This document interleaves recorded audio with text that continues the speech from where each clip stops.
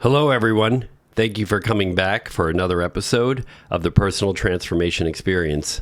We're very happy that you have come back for a second look. And last week, we really covered introductions about who we are, but we will kind of do that every week just because if this is your first time tuning in to our podcast, we want to make sure we are, that you understand who we are and why we're doing this. So my name is David Brand. My name is Maureen Brand. And we are parents. We are people. We both have jobs outside of this podcast. We aren't getting paid for this. Yes. I'm a professional business person, a leader in a financial institution. And I work in early childhood intervention. I'm a early childhood development specialist. So in our podcast, we're going to cover a variety of topics. We may at times talk about recovery from childhood trauma. We may, like today, talk specifically about parenting. Yeah. And sometimes we're going to talk about relationships. But really at the heart of it, as we've said and we'll say over and over again, everything involves relationships. Yeah, everything is within the context of a relationship because we're human and that's what we do. We live within relationships with ourselves or other people around us and the things that we do and just everyday life, relationships with, like I said in the past, money and ourselves and how we identify with ourselves and our bodies. And yeah, everything is within the context of relationships. Yep, 100%. So today's topic is a discussion about our role as parents, right? So as parents, what is our relationship with our children? And that's going to be answered differently, right? Depending on what life stage they're in. Right. Yeah. And it connects back to what our relationship is with ourselves as well as parents. I mean, we all have to parent ourselves, even though we're adults, we still need to kind of parent ourselves or get ourselves to a place where we can be the best parents that we can be. And we parent from not, the child, but the higher self or the parent, the grown up. So why are we talking about this today? Well, we've had a lot of recent events, and to protect the privacy of our children, because they're all grown adults, we're not going to mention names or any very specific incident. Yeah. But what we will talk about is how we are, as parents, responding to those events, how we are dealing with those events, how we are coping, how we are leading ourselves and our children through these events, and what are some of the resources that we have found helpful in this process, in this journey. But one of the other things that has been very helpful, I know, to me personally, and thank you, Maureen, for buying the book and recommending it to me. I know you have yet to read it. Yeah. I just finished it today, though, but Dr. Shefali, The Parenting Map, I found extremely useful. It did help, for me, validate a little bit of something I had to do with one of my children in the last week, but I've learned so much more about that. I'm kind of happy that we can share a little bit about what I've learned and how it's being applied. But I think more than anything, what we wanted to establish at the onset of this podcast is our seeking and our need for clarity around what are our roles truly as parents. And I think some of the things that before we went live with this, we kind of talked about what are the different ways that we can see ourselves as parents. Yeah, I remember thinking I need to fix my kid, right? I mean, when they were going through adolescence, 11, 12, 13 years old, I'm like, I have to fix my kid, because a lot of crazy things were happening and it was very, very challenging. So I wanted to fix her. I just wanted to fix her. And I remember talking to my therapist at the time and she said the same thing. She's like, I felt the same way. She was in a similar place with her own children saying, she wanted to fix her kids, but we both kind of realized that that's not actually, for me, that's not our job. We could be fixers, we think of ourselves as fixers, problem solvers, enablers, and rescue. Friends, we're here to come to the rescue. We want to be their friend. We want them to like us. And, I think it took me a while to realize that, that's not our job. I mean, for me, it wasn't, I didn't find that it was helpful to try to do those things, because I don't think you can fix your kids. I think that our children are their own person, and that's their journey, and we can be there to support them. And I think when I think in terms of parents as leaders, that resonates best with me, because you need to be able to be a good leader with yourself, your children, and in every aspect of life. It's important that we present we come forward and we are leaders. We present as leaders. That's how we want to show up in every way. And when we don't, usually it's because something has triggered us to become a small child. Yeah, and I wanted to just kind of insert my thoughts around that.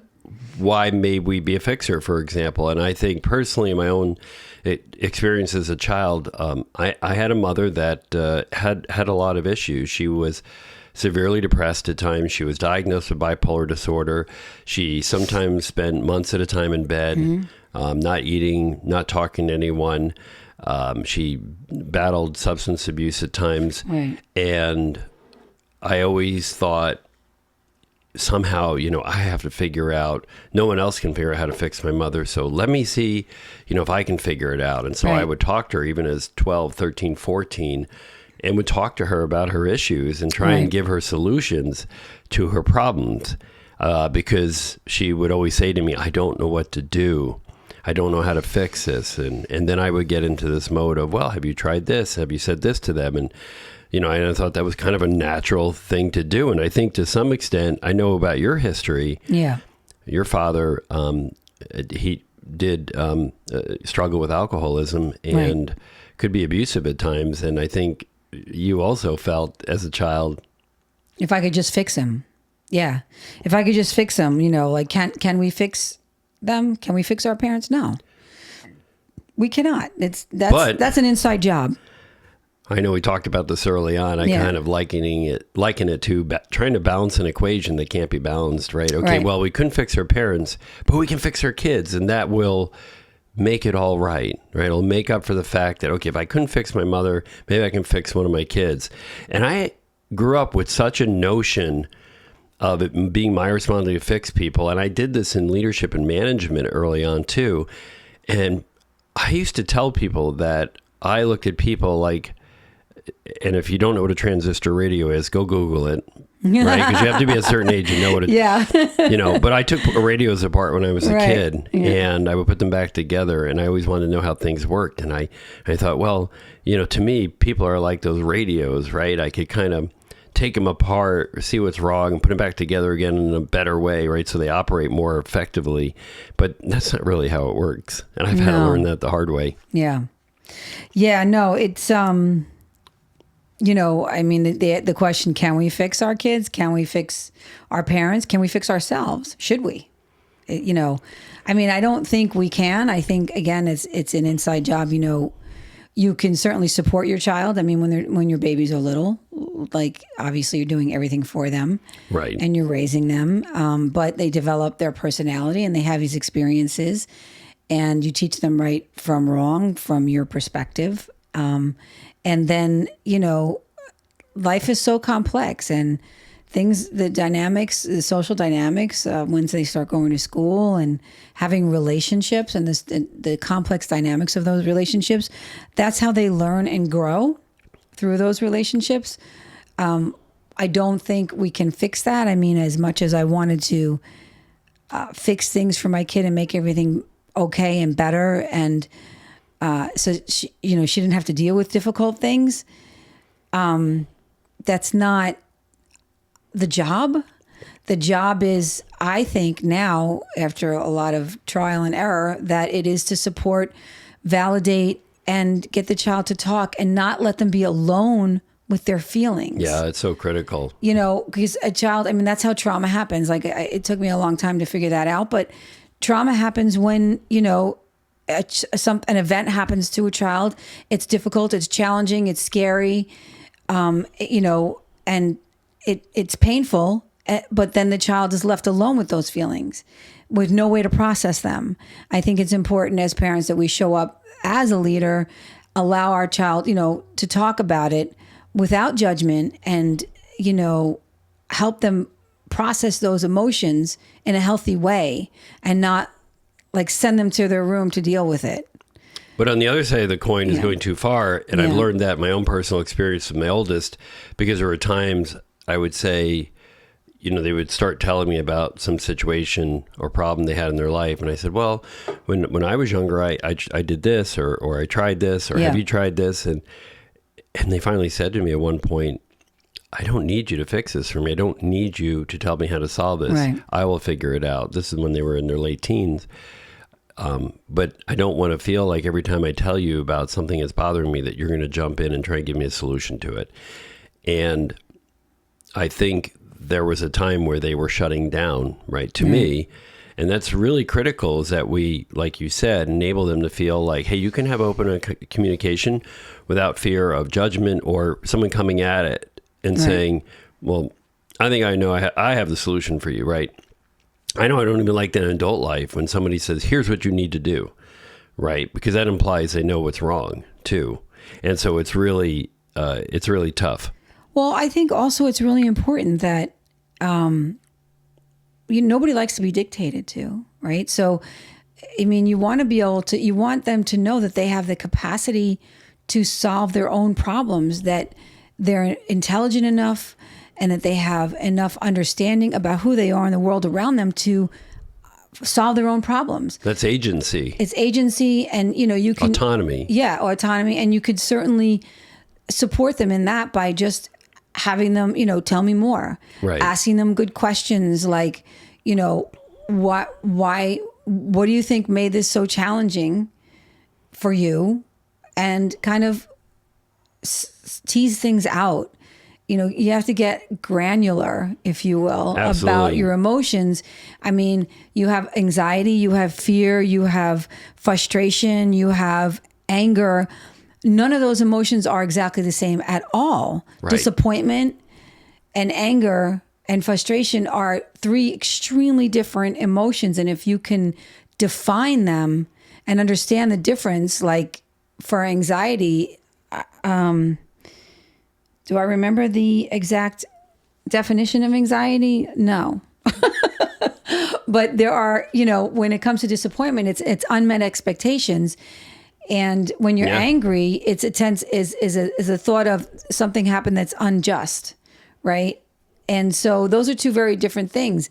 There's not just anger and there's not just happiness, right? There's so many things in between. Yeah. And we just saw it Inside Out 2 the other day. Yeah, I love that movie. Oh my gosh. So there are a lot of complexities, especially to a teenage brain. Right. But I think we're going to spend a lot of time today. We'd like to spend quite a bit of time today talking about kind of guidance around how to have these supportive conversations. But one thing I know that I was speaking to you about the other day, in project management work, we talk a lot about this Rasky model, and it's very clear to understand when you're doing a project, when you're leading people, who's responsible, who's accountable for something, who's in a supportive role, who's a consultative role, and who only needs to be informed. That's what the I means in that model. And I was thinking about it, and I've never heard it brought up this way, but parenting is a little bit like that.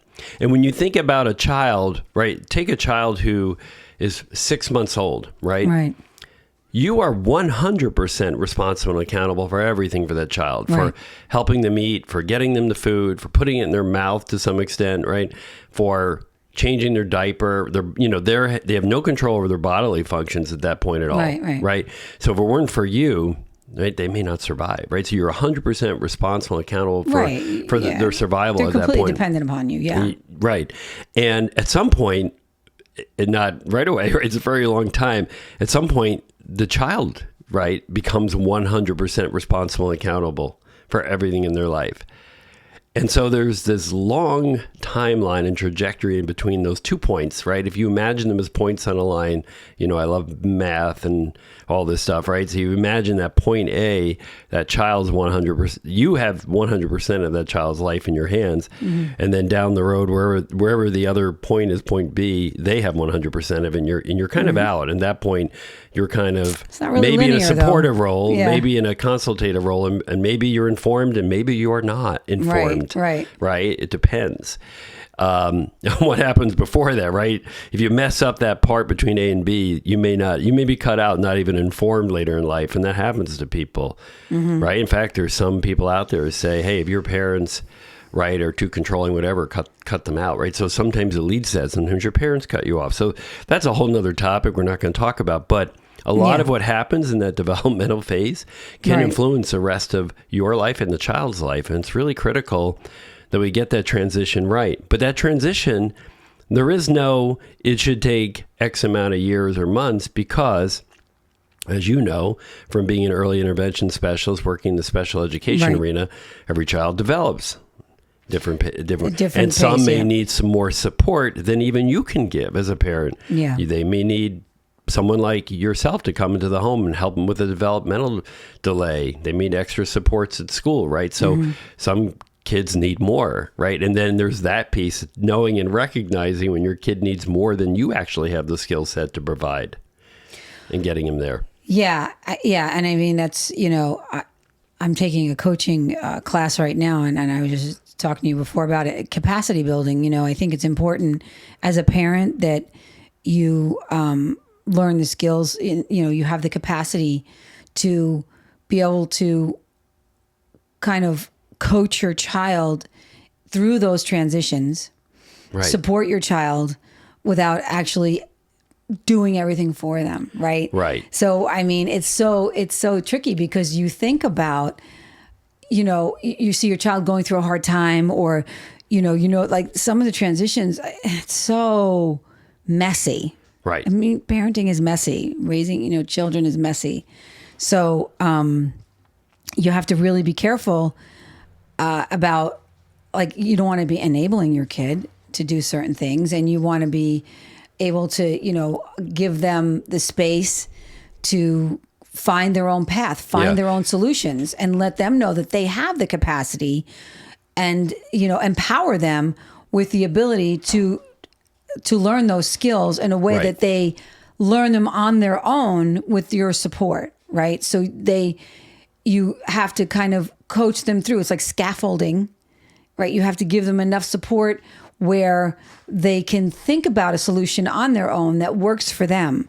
Because if we think about the solution that works for them, we think it works for them, but it may not. Yeah. Right? So they have to think about it. They have to do it on their own. They have to think about that, just like we have to think about solutions that work for us when our children are little, to help them learn, right? So we have to look at our behavior and think, okay, what made this activity successful?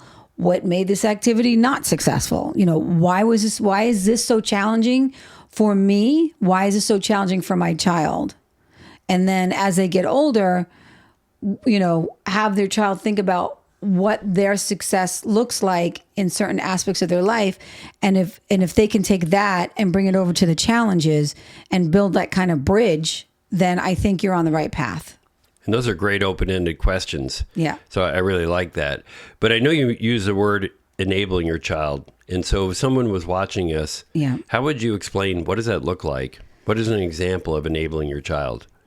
Doing something for your child that you know that they can do for themselves. So your child has the skill. They can certainly use the spoon, right? If they're little, like you're thinking of a toddler or a young child learning how to feed themselves. So they go from picking their foods up with their hands and putting their food in their mouth, and then you teach them how to use a spoon. So now you've taught them how to use the spoon, yet you continuously feed them with, because you want it to go faster, or you just want to make sure they eat enough, or you don't want it to be messy. Right. Oh, that's a big one. Yeah, I've been there. Parents don't like messiness. Nope. They want everything to be clean and neat, and they don't want to make their kids' outfits a mess. Well, I think a big part of raising kids is messy, right? Both physically messy. I mean, they're going to make a mess, and it's going to be messy psychologically, and it's going to be messy behaviorally. They're going to have meltdowns. The whole goal of a child is to experience their emotions, experience their world through their emotions. Our job as a parent is to help that child teach them how to regulate their emotions. So the child having a meltdown, that's their job. They're supposed to have a meltdown. That's what they're supposed to do because they have no idea how to regulate that emotion. They have to learn that skill. Right. You can't assume a child knows how to regulate their emotion. You have to teach it. Right. They don't know because that's all they are is a big bundle of desire and emotion. That's it. So, and it's interesting what you mentioned too about enabling, because it sounds like by enabling a child, you could be disabling them, right, from being able to do certain things. Yes. If a child knows how to do something, you let them do it independently every time. And I think that's a big thing I see a lot of parents doing is they want to do it for their child. Even though their child already knows or they just taught the skill, the child is going to have something called learned helplessness. Right. Right. So that could easily, especially the younger ones, because it's easier to for the child to sit there and enjoy being fed and pampered and, not and have someone bathe them but you could teach them how to do these things and let them do it themselves. And the sense of satisfaction that the child gets, the sense of confidence, self-esteem that a child will feel when they're able to independently do something for themselves is enormous. And you could see it in their little faces. Right. When you take that away from them, I think a lot of times you're sending the message that I don't think you can do this well enough. Right. I don't trust you to do it. I don't trust you to do it right. Yeah. Yeah. No, absolutely. So you have to let them be messy. You have to let them put the shoes on the wrong feet. You have to let them put their pants on backwards, because that's what they're going to do.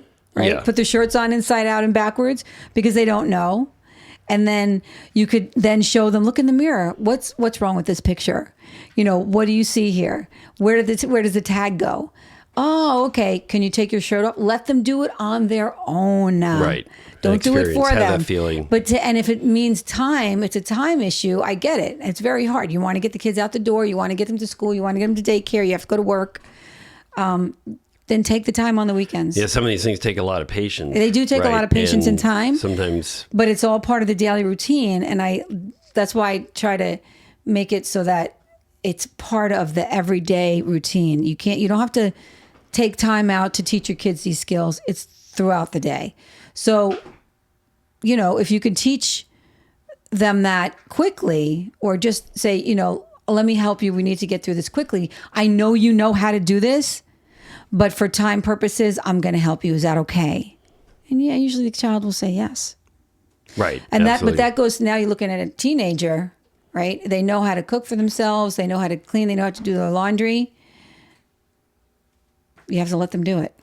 And it's an investment, right? And I think about people I've had to lead, and I've had some managers that were not successful and they had to come out of that role because they would consistently say, it's going to take me longer to teach somebody or train somebody how to do these tasks than if I just did it myself. Yeah. But as a manager, you can't do everything yourself. As a parent, you should not and cannot do everything yourself, right? Especially as your children get older, right? It's like even we have the experience of, we have a couple of teenagers that aren't driving yet, right? And so there's a lot that we have to do because they're not there yet, right? But if we took that approach and said, well, it'd just be easier for us to drive them everywhere than teach them how to drive, right? We'd be driving them every rest of their lives and have no autonomy or agency over our own life. So, but as managers, right, same thing when you're managing people, you can't do everything because then you can't help the other people that are under your care. Yeah. I mean, the reality is you're not going to do it all the time as a parent. I mean, you want to get from point A to point B and your kid is like, I don't want to drive. I don't feel like driving. That's okay. So you drive. Yeah. I mean, it's not the end of the world. I do it all the time. And that's not what I was addressing. I was saying the idea I'm just saying something I don't want to invest the time in teaching my kid how to drive. I'll just drive them all over the place, right? So you're enabling them and you're disempowering them, right? And disabling them because now they don't have the ability to drive because you haven't given them a chance. But they kind of feel like, I think we're sending the message that I don't trust that you can, I could do this better, and I don't think you can do it as well, or whatever. That would send a clear signal, right? And that kind of chops down self-esteem. I mean, I've been over people's houses, and I'm like, can I go ahead and just, make myself coffee? No, I don't let anybody make the coffee in my house. Right? I've had that experience with family. Okay, I'm an adult, and I don't want to wait for you to make me coffee, right? So that's really, I know that will anger will arise in me from that, right? Because somebody like, what, you don't trust me as your coffee pot? Yeah. Like, honestly, and if I broke it, I could just pay and buy you another one. Like, really? I've had that what experience. In the world is a big deal? But family some people get really hung up on stuff that, like, nobody can do it better than me. Well, I think it's a Right. control thing too. Yeah, they want to be in control. I've had that experience with family. I couldn't use the kitchen. I couldn't. But people parent Make from my- that, right? yeah, They're like, yeah. you can't get out of the kitchen. I couldn't even do my own laundry. I'm the only one that knows Yeah. how to cook around here, right? So you're not going to learn this, and you can't do it better than me. And some people really have those kinds of, but it is Control issues. disempowering. And then Yeah. you have kids, and end up. I mean, someday the parents pass away, right? We don't live forever. Nobody does, and Yeah. they don't. And then you have a child who doesn't They know don't how know to how do to any of cook, that right? stuff. Yeah. Like they order out all the time, right? Yeah. So, then they'll get in a relationship with somebody later and they're like, what are we having for dinner? I'm like, I don't know. I'm going to order takeout. Reservations? And they're like, wait, Yeah. do you know how to cook? No, actually, my mother would never let me in the kitchen, right? right. Wow. So now that almost becomes a trauma in a way because that parent refused to cede some of their Relinquish their transfer. control, yeah. So it is something, but again, getting from that point A to point B, thinking about that timeline, it is a matter of relinquishing control to get your child to Right. 100% responsibility and accountability and take that off of your plate. Now, in that model I shared, you're shifting responsibility and accountability. At some point, obviously, I mean, unless your child has severe disability where they need you or other Yeah. full-time Yeah. care, Yeah. that's not what we're talking about here. But let's assume they're somewhat functioning physically and mentally at a typical level. At some point, and I don't know what it is, right? It's going to vary, but let's say they're 25. At that point, perhaps they have 100% responsibility and accountability for their actions and their behavior and their decisions. Yeah. However, they're going to screw up. They're going to do things we don't like. They're going to do things they don't like. And we want to make sure we have an open and honest communication with them so that we can continue to be in a supportive role. And we'll Yeah. talk about what that looks like. We can be in a consultative role. They're like, hey, mom, hey, dad, this thing happened to me. Do you have time for me to talk to you about it? And kind of share that's a consultation. You want Yeah. them to be, Yeah. and It's then so important to have that communication and make sure your child feels free and comfortable and Right. safe doing that. I love that my own kid does that all the time. Mom, I need to talk to you about something. And they will talk to me about anything. And I'm so grateful that I set that up from such a long time ago to let them know it's safe. right. And I will work this, you can talk to me about anything. You will not be in trouble. Right. We will work through this and we're all human. Everybody makes mistakes and failure is inevitable. I mean, it does lead to success, and so I think there's a bad connotation with failure because nobody likes to fail, but I think it's the Fail best thing. forward is Fail something I heard forward. once. Yeah. It's the best thing in the world to do is fail. Yeah. It's hard to handle, but those again are emotions that are important to process and deal with. It's okay to have them. Yeah. And it sucks to have them, but it's good to have them because you Yeah. get through to the other side and you figure stuff out through it. And that's what matters. If you're learning to deal with the emotion, you're learning to deal with what to do next. And actually 9 times out of 10, you're going to look back and say, like, I'm so glad that happened. Right. That put me on a whole different path. 100%. Yeah. And going back to the RASCI model, again, just to reiterate what the acronym stands for, responsibility, accountability, supportive, consultant, and informed, right? Sometimes you're not, with adult children, you're not even going to be in a supporting role. They don't need your advice or want your advice. They don't need to consult with you. They just want to inform you. They just want to say, hey, I just want you to know this thing happened. I'm okay. I don't want you to worry about me. I'm not ready to talk about it right now. Right. I don't need your advice. And sometimes you're just informed. And that's good too, Yeah, right? Because yeah. you still have the connection with your kid. And you have to resist in that moment when they only want to inform you. Mm-hmm. You have to resist saying, well, why don't you feel comfortable asking me for help or talking to me about in more depth about the problem? But you have to respect that boundary. Then It's later. a hard one to swallow Yeah. too, because you're worried. Now you start Right. to worry Right. and you're like, what are they not telling me? And you can go down a rabbit hole, but you have to step back and trust Right. that your child knows themselves well enough to deal with what's going on. They're safe. And you can ask that question. Yeah. Do you feel safe? Right. And if they say yes, you're good. Yeah. I mean, that's like my number one thing. Are you safe? I don't care what you're dealing with. Are you safe? Do you feel safe? And if they say no, well, then we need to further the conversation. Then I need to know, like, what do Right. I need to make you feel safe? What do you need to feel safe? Like, what's going on that you don't feel safe? Yeah. Now it's a If you parent can open problem. that door. Yeah. Right. if you Now can it's a open that- parent problem. If you can because open that door. That's your job. Your job is actually to keep them safe, even though they're adults. But what you don't want to do is go to places like, hey, I remember I changed your diapers when you were 6 months old. No. You can tell me anything, right? So they're not, because they're going to come back to you You'd and be say, like, "Come on, I'm not yeah. a baby anymore," Right. and you can't make that connection, No. right? So you have to learn that there's this pivot, right, Yeah. that goes on, and we're going to be all over the place in this podcast because you do help people with children that are 0 to 3 years old with developmental delays. Right. I deal with adults, but Right. you also deal with adults. You're dealing with the parents. And Well, we have parented children yeah. who are now So- 19, 20, and 21. So, Yeah, I mean, I look more. My job is more of a coach for adults than I do Right. as working with the children because it's actually a coaching job, right? So it's these children are toddlers; they're birth to 3, and so it is the parent's job to, help their child if they're having a delay, and my job is to build their capacity to do so. Right. That's kind of what my job is. So it's all about building that capacity and the confidence and asking the right questions and helping them solve their problems and come to their own solutions for their child. Right. I can interject and I have tips and tricks. And Yeah. a lot of parents are like, I don't know what to do. Can you help me? Well, I will offer another question to get them to think. Yeah.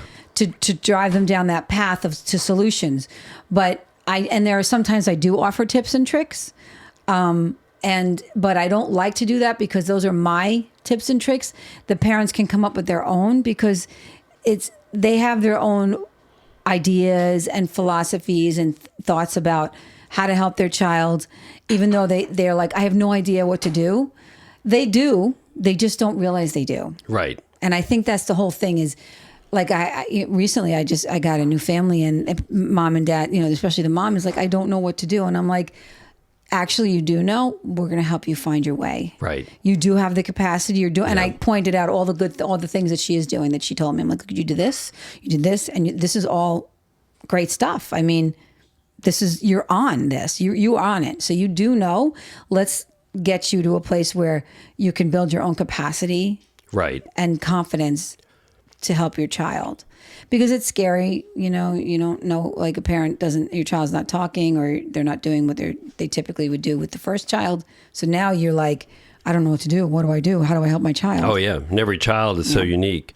But let's pivot because we did say Sure. we're going to talk a bit about what does that supportive role look like. I think that's really the most critical in that model I was describing is what does supporting your child look like? And again, that is going to vary considerably depending the age and the stage you're in. But I think that there is a framework, right, pretty consistently, if I think about it, and I think about this at work too, right? We're going to have a supportive conversation. We've gained their trust. We have their trust. They are looking for us to be in that supportive role. Or sometimes they're just really, really upset and they can't articulate what's upsetting to them. Mm-hmm. And we're going to avoid that urge to go into problem-solving mode or fixing mode and say, how do I best support my child in this moment? Right. So some of the things I think are important is where we're going to have that conversation. Right. I think for the most part, privacy, one-on-one. You made a good point earlier. We were talking about this morning. Sometimes if you're a 2-parent household, don't have 2 parents talk to the child at the same time. Right. Nobody likes a firing squad. Sometimes conversations. It could feel like both parents are ganging up on the child. So let one parent take the lead. Yeah. If you can have, like, if you have that kind of relationship and there's not, it's difficult. Sometimes parents feel like it's hard. It's hard to parent and be aligned. Yeah. So you must be aligned as parents. You need to be on the same page. Before you talk to the kid, get alignment about, right. Because you guys are coming from 2 different places. And you're a team, and it's okay to let one person lead and let the other person lead, depending on their skill, right? So you as a parent, as an individual, need to know where your skills are and where you might be challenged in certain things. So I do this really well. Let me try. And you have to know that, and you have to concede that. Yeah, and the parents or partners have to trust each other too, right? It's trust. We both have stepchildren, right? We have children from previous marriages, so we do have to have that mutual trust around things, even more so, I think. But because what you don't want to do, right? What does not being successful at this look like is saying to the child, your father said what to you? oh man, you know how your father gets, right?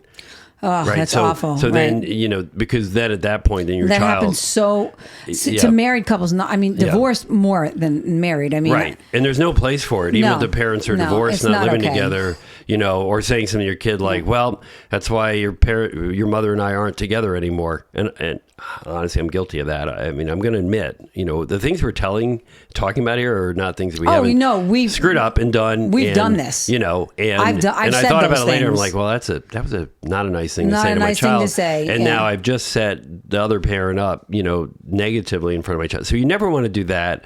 And so not only Right. do you want to be aligned, but the other side of the coin is even if you're not together with that parent anymore, just be respectful and just say, maybe turn open-ended questions. We'll talk more about like, oh, okay. Hey, when you had that conversation with Dad, how did you feel about what he said? Right. Yeah. And okay, you didn't feel good about that. Right. So what is it you want to say to him? Right. And then you coach. Right. You coach your kid and build the capacity to deal with these difficult feelings with the other parent, instead of like tearing down the parent, build the child up. I love that. Right. That's a great, I want to make sure everybody heard that. Instead of tearing down the parent, build the child capacity to deal with things like a difficult parent and life. That's anything, right? So let's say they're in a relationship with somebody and the relationship hurts them, right? Because I know I've seen this, parents turn around and say, well, that person's a jerk and they're an idiot, they're an asshole, whatever the case is, right? So you tearing down the other person in that setting, right? Or even if it's your boss, oh, your boss sounds like a real jerk. Right. Don't worry. It's not you. Yeah. Because then you teach people, it's not about them, how they respond to it. It's just the other person. We have to just realize that other person's a jerk, right? And we're fine. But then you don't build the capacity. So I love the way you said that. You don't build the capacity in the person that's on the receiving end of that, whether they're a child or someone you're leading at work or your partner, right? Mm-hmm. And it almost like if I said to you, you came home and tell me about a situation with your boss, and I said, well, just ignore your boss. They're a real asshole. And I went back to what I was doing. How many times have I said that to you? Right. But then we don't talk about actually how we build our capacity to respond in these situations and in the moment, deal appropriately with those people that annoy us, whether they're our parents or other people or our partners, right? Yeah. So I think... I know we didn't even have that in the notes for today. I think to me, that was one of the greatest takeaways from our discussion today. And by the way, we've been having, I just hit the mic, sorry about that. We've been having these great discussions for years. And we said, let's just invite other people in the discussion because we never know what's going to come up in the discussion. And so for me, that was totally something we didn't really fully prepare for, but it just blew me away. What you just said, I want to make sure everybody realizes the weight of that, because if you dismiss like something, first of all, you're telling the other person, I'm dismissing, right? Now we don't need to talk about that, but just ignore that it's situation. Not important. And maybe it might be very important. And maybe that's something you don't really know how, you don't have the capacity or the capability or the ability to deal with that situation or those types of people or those types of situations. Mm-hmm. And now you're not, where you have an opportunity to help, especially a child, to support your child. Right? If you say, hey, that person's a bully, I want you to just ignore them. Right? No, that's not helpful. So the child feels, and I had that when I was a kid. Oh, you just have to ignore them. Like they'll just go away eventually. And it doesn't. Like, that didn't help me. Right? Now you're in fear. It was not helpful. Now you're alone with your feelings. You're having anxiety because you don't know. Anxiety is what is. Now I remember the definition. I wouldn't be afraid of that kid. You're bigger than they are. But anxiety is uncertainty about the future. Right. That's what causes anxiety, uncertainty about the future. Right. And so when now you don't know, like, oh my God, am I going to walk to school and get attacked and bullied? Am I going to be in class and be bullied? Am I going to go to the lunchroom? I can't even eat, I'm going to be bullied. So now you don't have the capacity or the skill set to deal with what's going on because you've been dismissed. Right. Yeah. So, so it goes from, you have a divorced set of parents. The child comes home and says, dad said this or mom said this. And, and the parent's like, he's a jerk, or he's just whatever. Or your teacher, right? Your teacher doesn't know anything. Right. Just ignore them. Right. Right. So now you've invalidated. You've invalidated their feelings. Didn't teach anything. And the most And you've important, also taught them how to be a victim and how to blame other people for yeah, things. no accountability. There's nothing good that comes out of that. If you stop and do ask those open-ended questions, like, well, how did you feel about that? And how, if you wanted, like, what do you think could have been? He could have said that would have made you feel better. Like, what would you have preferred him to do or respond or say to you? That would have made you feel better. And I know in my own life, because I didn't really get this degree of coaching from my parents, I would have people, I still don't, I still struggle rather with how to behave appropriately, filter all this stuff. And people would say to me, hey, you're an asshole, right?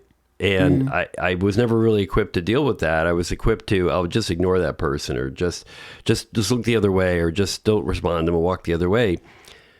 Whereas like a really thinking person, introspective, might say, hey, okay, obviously something I said pissed you off. I don't know what it is, but can you just do me a favor and tell me what it is I said to you or what I did that's leading you to make that statement?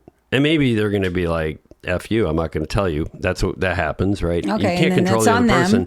It is on them. But you know what? If you show up in that moment and say, okay, obviously I did something to piss you off, and I actually don't know, right? But how often do parents don't equip their children to have those kind of conversations with somebody? Right. Everybody's so quick to react and not you just respond with those thought. Other people, just ignore them, right? And awareness. And you go around in life and ignoring, and guess what? You have an issue with your own behavior, and you're ignoring all the clues and signs that are out there that there's some issue with your behavior. Now guess what? You're the problem. Right. Yeah. And you don't even realize it. No. Right. You are. Yeah. That becomes, now it's on you, because now you're setting an example. And you're getting passed over setting for up a precedent. promotions, or people are talking about you. And you don't really know. Right. So you want to catch them when the stakes are not so high, like life and jobs and so forth, and relationships, important relationships. You want to teach them this capacity building as when they're young. Right. So if you go back up to like the toddler age, you're building the capacity of the parents to help build the capacity of their own children, right? So you were teaching the skill to the parents and helping them, and then they're going to model that. Right. And then they will raise their child in that way, hopefully. And everything we do is setting up a model, right? And so our role as parents, right, goes far beyond that. I'm here to make sure you have a roof over your head and you have food on the table, and that you get to school and you get a good education. No, it's so much more than that, right? It's this all these interactions, right? And the nature of relationships that we have to model by the discussions we have with our children. Right. They're not going to know how to do it. And that's why there's so many, failed marriages and failed relationships, and people are getting fired and they can't keep jobs. And, I think a lot of it stems from they didn't really learn how to have the right conversation. So, here we're talking about the why. What's our motivation for having this discussion, right? So the kids, our children, no matter how old they are going to be very aware of what we're bringing to that discussion and what our motivation is. And that's going to determine how open that they're going to be with us. At least in my experience, I found when your why is trying to protect them from something you went through as a child. Yeah. Right. And trying to say, well, I think that what their experience is something I went through one time. Right. Then I think that blinds you to, well, one, they might not even share their experience with you. Two, you may be blinded to what they're telling you, because you're looking at it strictly at a lens of, oh, I know where this is going. Right. Right. Yeah. So that's your perspective. Your perspective is your own experience. It's now about you, not them. Right. Right. So you don't want your perspective to be your own experience. You want to try to, they're having their own unique experience. It has nothing to do with what you went through. You may feel like it was similar to something, and it may be, similar to the events that may have happened, but what happened inside you is not at all what's happening inside them. And that's where it matters, right? All these experiences that they're having may be something similar to what we had as young adults as well, but what happened inside of us is not at all how they're experiencing it and what's happening inside of them. They're experiencing it from their perspective, from where they are in life, from their mind, from the ideas that they have, and and their personality and the thoughts and emotions that they've developed thus far. So it's completely different. Yeah, and I think one way to clearly explain a difference, for example, right, for people that might be struggling with trying to understand the difference, let's think about your child says to you, I'm being bullied, right? And so if someone said to me, I'm being bullied, my memory is going back to a time when I was 11 years old and I was in 5th grade and I was being bullied. That was a very different time. Yeah. There were no phones. There were no computers. Right. Right. When you were bullied to your face. But the bullying that children today, teenagers, Gen Z, Gen Alpha, right, they're experiencing bullying through social media. You know, somebody might post something about them that thousands of people see or hundreds of people in their school might see. And that's very different. It's far more vicious, I think, because people become different people. Like they're like what somebody would say on social media behind the protection of anonymity or not face to face is very different than someone showing up to your face and saying something to your face. People who would never do that to someone's face will absolutely find, their whatever it is that they think they can do in social media because you're not there. Nobody's holding them accountable. It's, to me, it's a very cowardice way to communicate in that way. It's very cowardice. It's not at all. Yeah. And so my point in bringing that difference up, just because I think that helps people gel around the idea that you can't come in there and say to your child, hey, I know what that feels like. No, you absolutely don't. No, right, you don't. Yeah. At this point, because there's such a generation gap there around how the bullying is occurring. So that's just a very specific example, but the idea is that you don't want to tell your child, like, I know exactly how you feel, or that happened to me too, because it's not the same experience and you're not your child. Yeah, They're not you. You don't know exactly how they feel. Right. You don't, because you're not inside their head. And again, that doesn't validate them. That doesn't validate their feelings. Yeah. And that will cause a lot of kids to shut down and not want to talk to you, which becomes very dangerous. They're like, they don't get it. I'm just alone in my emotions. And it's true. Yeah. If a parent does that and doesn't try to understand better what's going on with the child in the moment and ask questions and get them to open up, then they are alone in their feelings. They are alone. Because nobody's helping them. So the how really is so important, right? That we have empathy, we have compassion for children, and most of all, that we're validating their feelings. I had to go through this with one of my children last weekend, something very in their life to them, because that's all that matters is what they're going through, not how I see it, right? This is very tragic. Somebody said something to them that hurt them deeply, and maybe some parents might have said, oh, who cares about them? You got to get over that. That's not such a big deal. People have said worse to me, right? Those are statements that are invalidating to the other person, right? But the route I chose to take, and thankfully I've read great books like The Parenting Map and others that have really taught me a different way, a different approach. And with my child, I've been trying to put this into practice. I said, wow, I'm really sorry that someone said that to you, right? That really sounds difficult. It sounds like that was very hurtful. And that what was said to you, those were not nice words, right? So in this way, the child, I'm not saying anything about how it affects me or how my experience comes to bear. You're validating my child. And also saying, you know what, it's okay for you to feel this way about that, right? Yeah, you feel like your world is coming to an end over this situation, and for you it is, right? Yeah. And I can't. Who am I to say, "Oh, you're overreacting"? Well, that's another big one from parents. You're overreacting. Yeah.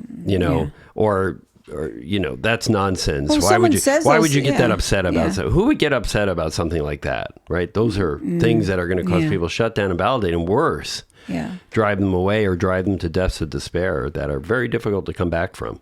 Yeah, I mean, I think it's important that a child, when someone talks to you in that way, they should feel upset. They should feel hurt. Right. I mean, that makes sense. It's not overreacting. That you would be hurt. That makes sense that you would be upset. If someone said that to me, I would be upset too. Right. So it's okay because that's empathy, right? That's not saying you should feel that way. That's different than saying, I know how you feel, right? Your empathy Yeah. Right. And we don't want to be sympathetic. Oh, I'm so sorry for you. Right. That's never good either. Right. Right. I'm sorry that happened. I'm sorry you feel that way. I know I said that at the onset. The more I think about it, though, I'm not even sure that's the best thing to say. Well, now, you're not going to do this perfectly. Nobody is. Right. Nobody is. So, but I mean, you don't want to apologize for their feelings. You don't want to apologize for something that they're feeling. Apology has no place in that conversation. Yeah, I guess saying I'm sorry that happened to you is kind of like sympathy, right? That's not empathy. That, and it doesn't validate anything, and it makes them feel like pitiful, right? That's pity. Yeah. It's pity, and I wouldn't know what wants pity. Yeah. You don't want to apologize. I mean, I tend to do that too. I'm really sorry that happened to you. It's different than I'm sorry you feel that way. I'm sorry that happened to you. Well, you've come a long way, because I would tell you 10 years ago, if your kid somebody said something hurtful to them, you would tell me, I'm going to go find them and I'm going to hurt them. I would. So you've come a long way. You've come a long way, right? Because that's not necessarily good, right? We don't need the parent to be in jail, right? That's not going to help support the child. Tell me where they live. And also sends the child the wrong message. We're going to respond with physical violence, Do I have to go out and beat the snot out of them? And I'm not going to go into this too much because it's a very political hot topic right now. But when we teach children that responding to things with violence is okay, we get violence, right? We get more violence. You get more violence, yeah. Right. So we have to be careful in that too. And I think the other thing in all this is when we are in a supportive role, what is the what? What does that look like, right? And one of the things I took away from reading the parenting map is no blaming, no guilt, no shame, right? So we're not here to say to our kids when they screw up, how could you do this to me? You embarrassed me in front of my friends. Right. You know, my friends were there when you did that, and now you've embarrassed me. You've disappointed me, or you're a disappointment, right? Mm-hmm. Or you should be ashamed of yourself, or you know, your grandmother saw you do that, and what if she had a heart attack, and that would be your fault? And you know, so these are all things you're transferring these things to your kids. They're very dangerous things. Yeah. Right. Shifting all that guilt, shame, and blame onto your child at any age, right, is horrible. It's horrific. It doesn't teach you. We have an epidemic of teen depression and suicide right now. Those are the kinds of things that will push those buttons and make children feel worse about themselves. Right. Shame and disappointment. Right, I'm worthless, right? Or saying to your kid, you're worthless. How could you do this, right? So they walk away. Not only are they not going to talk to you. Didn't I teach you anything? Not only, you know. Apparently not. We've either heard parents say that or it's been said to us. So, and one thing I just want to caveat too, as we talked about this earlier, is don't say, I'm going to do the opposite of my parents, right? We're not saying here, go and do a 180. Well, my parent beat me, so I'm not going to discipline my child. So if they intentionally do something disruptive, I'm going to be like, it's okay, honey, let's talk about it, right? Sometimes there has to be consequences. Not saying belting kids, we don't agree with that. But, you know, I've heard people say, well, I'm going to parent, you know, the opposite of my parents. Well, you want to find your true north with this. That's why I very strongly suggest talking to us, true north, reading books, listening to podcasts, right? And kind of saying, okay, what makes sense to me, right? And I'm a big believer in just don't believe anything because somebody said it. Do your own research, investigation. Does it ring true? Does it sound true to you? Yeah. But making blanket statements like, well, I'm going to be nothing like my parents, you know, so you've got to be very careful. It's not even a blanket statement. I think it's more in the moment. You're like, you remember that child, that hurt child that's inside you that was beaten or was spoken to in such a derogatory way. You don't want to do that with your child. So you tend to behave in the total opposite way. And so now you become the enabler, or you don't have boundaries. You don't provide boundaries. Or you become your child's friend. Right. I mean, you could be friends with your child when they're 30, you know, but I think when they're growing up, they need a sturdy leader. They need a parent, and they need to know that you care enough to provide those boundaries and guardrails and say, you know what, you're not here to tell them things that they want to hear. Right. You're here to tell them things that they don't want to hear. And it's going to be difficult, but you need to tell them the hard things. You need to do the hard things and tell them the hard things and say, you know what? I know that you don't like this. I know that you hate me right now, and you could tell me you hate me right now, but this is how it's going to go. And I'm here for you. And I have you every step of the way, but I'm holding this boundary because I am keeping you safe. My job is to keep you safe. And it's not going to help you if I let you go to that party Right. knowing there's no parents there and everybody's drinking. Right.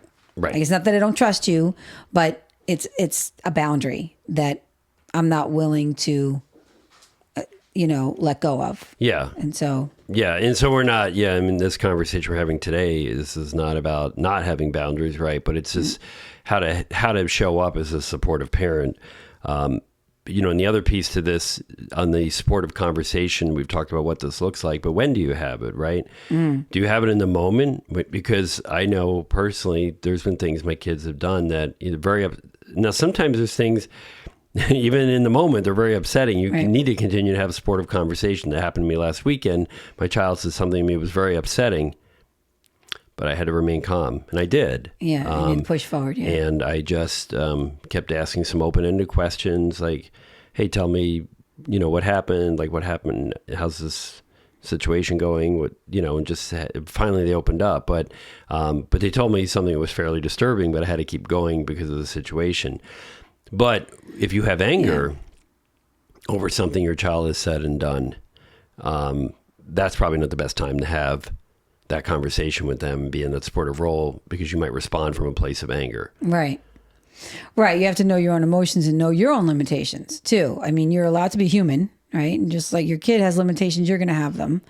And if you're very angry, you need to say, look, I need a moment. Yeah. This is really hard for me. And I'm feeling a certain way about this. You don't need to tell them you feel angry. I mean, I don't know if that will help. Yeah, just say, I'm not, I just need there's a some moment. things that I feel that we need to talk about. Yeah, I feel I'm having some intense emotions but I'm about not this ready. right now. I'm not ready to have that conversation. So let's, need we'll to come think back to about it. tonight, tomorrow, set an expectation that it is something you want to talk about, but maybe now's not the right time. But in all this, right, nobody's perfect. You're not going to get this 100% right 100% of the time. So it is going to be something that you have to forgive yourself. And when we talk about compassion, Giving yourself grace, you have to have compassion for yourself too. Yeah. Right. So you can't just beat yourself up and say, I'm a terrible parent. I should have known better. I'm an idiot. Right. Those are not affirming statements that we want to make to ourselves. We certainly want to say those things in front of our kids, because then we're teaching that self-deprecation and lack of compassion for self that we want our children to have. Remember, right, our children see us and they watch what we do. Everything. Yeah. They learn by observing, seeing, and mimicking your behavior. And they will do that. I mean, how many times have I heard my own child say exactly what I've said to them to their friends? Right. And sometimes I'm like, oh, that sounds good. And then other times I'm like, oh my gosh, like they're repeating that. And I realize maybe that wasn't the best thing to say at the moment, because now they're kind of repeating that to their friends. Yeah. So, yeah, you have to be really careful. And I think, again, it's all about not like tearing somebody down, who, like, if they're upset with somebody or something happened. You don't want to like say negative things about the event or the circumstance or the person. You want to build their capacity to deal with that in a way that is mature, that is effective, and will get them the results that they want. Right. So that they can move on, and they can do it with confidence and calm and curiosity. I think approaching everything with curiosity will provide that clarity. Yeah. Agreed. To get them to move forward. Ask the question, be curious, don't be emotional. And don't be, the word is escaping me, judgmental, right? Saying, or think know what the problem is. Yeah. Oh, I know what's happening here. I've seen it before, right? And you're going in with that preconceived notion, right? You've already passed judgment on what's happened here. Yeah. And your kid will sense that and be like, are you listening to me? Or do you think you already know what happened or how I'm feeling, right? And that's never a good place to be in. Right. So you need to, your mindset has to be open-minded, right? And curious, like curious. you said. You have to be curious. Going into it. You'll find clarity, and then you'll move on to capability. Yeah. They'll be capable of handling a situation if you have to remain calm, have that compassion, get that curiosity, and just be curious about it. Because the more curious you are, I mean, I read somewhere that you can't be curious and emotionally dysregulated at the same time. So if you feel yourself getting emotionally dysregulated, find curiosity. Right. and be like, what's going on? Exactly. And then it will switch flip the switch, so to speak. Oh, yeah. And you'll suddenly become clear and then find your capabilities in moving forward and helping your child to build that capacity to learn and to understand the situation, no matter what it is. And I think that's really a big takeaway here. Yeah. Like I said, that was a wow moment for me when you brought that up. So thank you very much. You're welcome. I thought you hit the nail on the head with that. So I think we're going to wrap up a couple of things. I know on the first podcast we said you were going to interview me on the next episode, but some things, and we had to skip a week because there were a lot of life events for us this week. Yeah, a lot of stuff going on. And, like I said, we're trying to protect our kids from being too specific about things, but it's been a very challenging 2 weeks, and we pivoted on this and decided we were going to talk about what is really a role of a parent because it's been so critical for us in the last week. Yeah, we've had to really examine our roles as parents and as partners, where we stand in each one, and it's been challenging, but it's been good in that what we learned from it. So.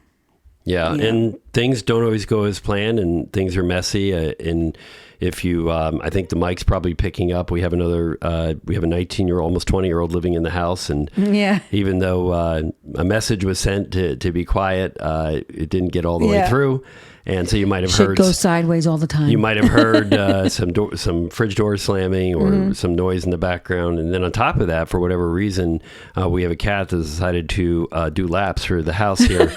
The whole time we've been on the podcast, They were sound asleep for hours, and somehow we got on this podcast, and they've been bounding running around through the room. So you might have seen a tail popping up in the lower part of the frame. But hey, if you're a parent, you know how this stuff goes, and we're not going to sit here and keep re-recording this podcast because until it's perfect. Because one, we don't believe in perfectionism, and second, we just don't have the time. To do that.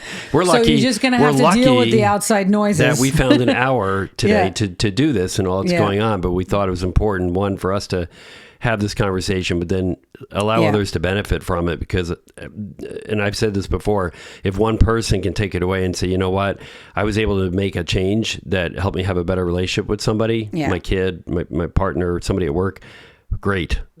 And that's the thing about these conversations. They're not they're not rehearsed. I mean, we know we have bullet points. We know what we want to talk about. We have sort of an idea, a structure of what this is what I want to talk about, but we really don't, we try not to talk too much about it before we get in front of the camera because I think that spontaneity of ideas and the conversation flowing the way it does. And the way we really feel. And the way we really feel comes through. Like, how could you rehearse, stuff like this? It's just, I mean, this isn't a show, right? This is real life. This is real life, and this is a real conversation. Shit, real people. Yeah, and I will say that's what I really wanted to call a podcast because that's what it feels like, right? We are dealing with some real tough stuff, and I'm sure everybody is to some extent. Right. Sometimes I lose perspective and feel like, oh my gosh, nobody could be going through what we're going through. And I know it's simply not true. Yeah. And I want to say before we close today that I